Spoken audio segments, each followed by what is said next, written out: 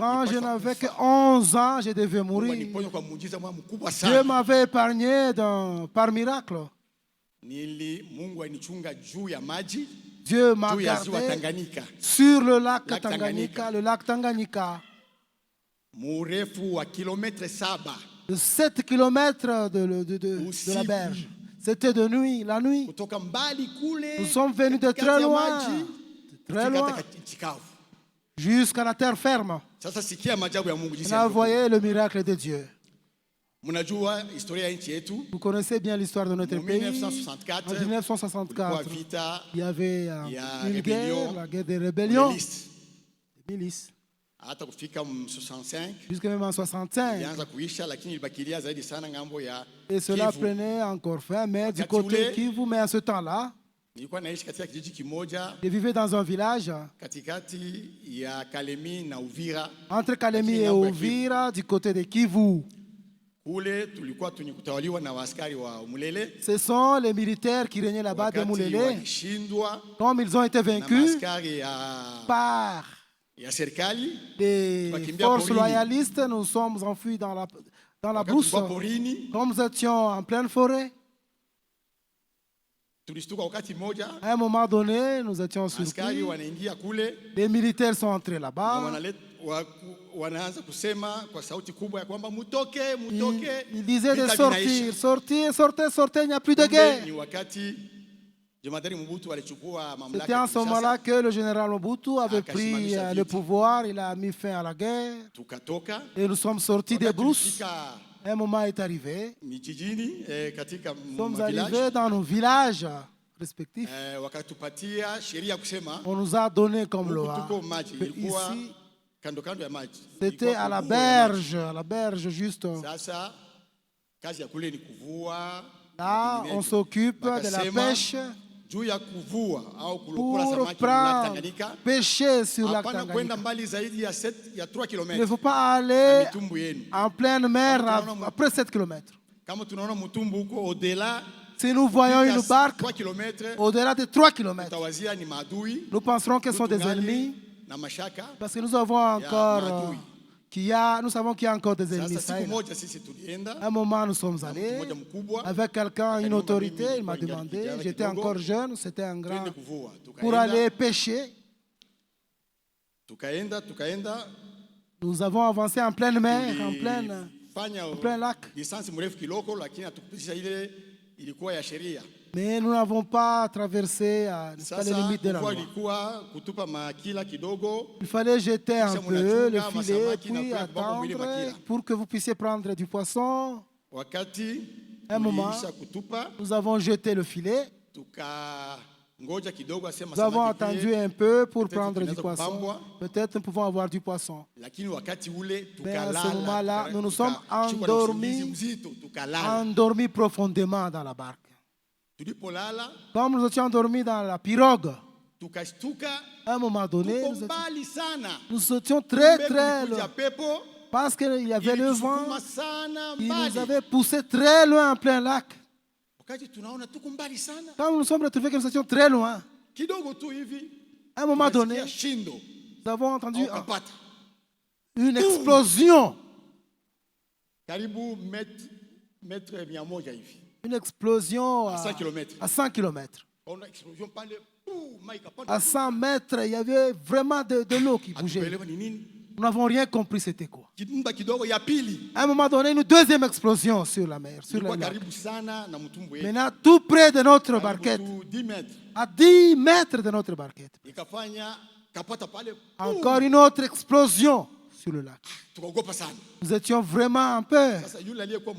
Et celui qui était grand que moi, je ne sais pas s'il a compris qu'il s'agit des hippopotames, des bombes. Il s'est lancé sur le lac. Moi, j'ai hésité un peu. Et puis, je l'ai suivi aussi. Nous nous sommes mis à nager, on nageait. À ce moment-là, c'était vers le soir, alors que c'était au crépuscule. Et puis je ne les voyais plus. Comme c'était la nuit, on ne voyait plus clairement. Mais je continuais à balancer sur l'eau. J'étais en train de nager sur l'eau sans se fatiguer. Ajabu kubwa ilikuwa kwamba nilikuwa nasikia kama vile kuko presence moja je sentais que j'étais entouré d'une présence. C'était l'ange de l'Éternel qui était avec moi. Alors,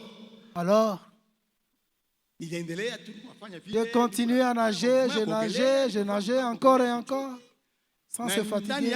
Mais à moi, je n'avais pas d'inquiétude d'un danger. Je savais que ceci, je devais en parler à mon grand-père. Parce que je restais chez mon grand-père. Je savais que j'arriverais chez nous, au village. Et puis, comme il se faisait tard dans la nuit, j'ai nagé encore et encore. À un moment donné,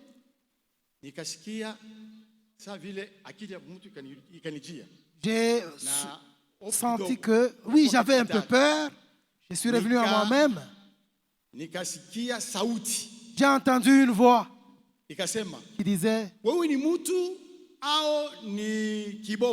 c'est un humain ou bien un hippopotame?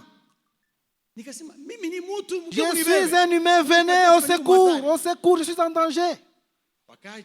Ils sont venus avec leur barquette, c'était la nuit. Ils sont venus, est-ce que tu es un humain? Oui, je suis un humain. Ils sont venus, ils m'ont repêché. Ils m'ont repêché dans leur barque. Mais toi, petit, qu'est-ce que tu viens d'où? D'où viens-tu? Je leur ai dit un peu comment nous avions vu des explosions. Des explosions. Je ne savais même pas que c'était une bombe. Ils ont compris, c'est vous vers qui on lançait des bombes.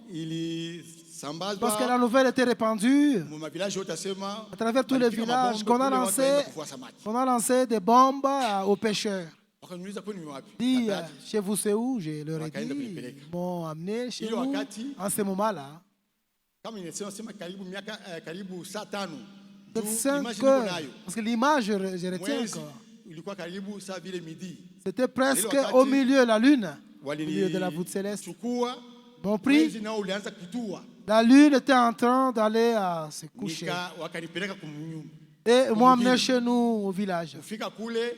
Et puis, au village, il y avait un deuil. C'est-à-dire, tous les pêcheurs sont revenus sauf nous deux. Et on savait qu'on a lancé des bombes, nos enfants étaient morts. Il y avait des deuils, il y avait un deuil chez nous. Quand ils m'ont vu, ils étaient vraiment dans la joie. Et ils ont dit, nous ne pouvons pas laisser cet enfant comme ça. Qu'on l'amène chez les militaires, qu'on puisse relater cela aux militaires. Ils sont venus, ils m'ont pris vers les militaires. Ils ont dit, nous avons trouvé cet enfant, ils ont relaté ce qu'il en était. Il peut lui-même le dire, parler. Je leur ai dit ce que je viens de vous dire ici. Le commandant, il a dit, il a appelé celui qui a lancé ces bombes-là. Il est venu. Il dit, tu peux parler de ce qu'il en était de tes bombes. Tu dis qu'il était là-bas. J'ai lancé des bombes. À une distance à 7 km. À 7 km de là. C'était compliqué. Ce commandant m'a regardé avec insistance. Il dit, cet enfant est Dieudonné. C'est de là que j'ai reçu ce nom de Dieudonné. C'était un grand miracle. Un grand miracle que Dieu a fait pour moi dans ma vie. Que son nom soit glorifié. Alléluia. Amen. Amen. Je vais chanter un petit cœur pour la gloire de Dieu.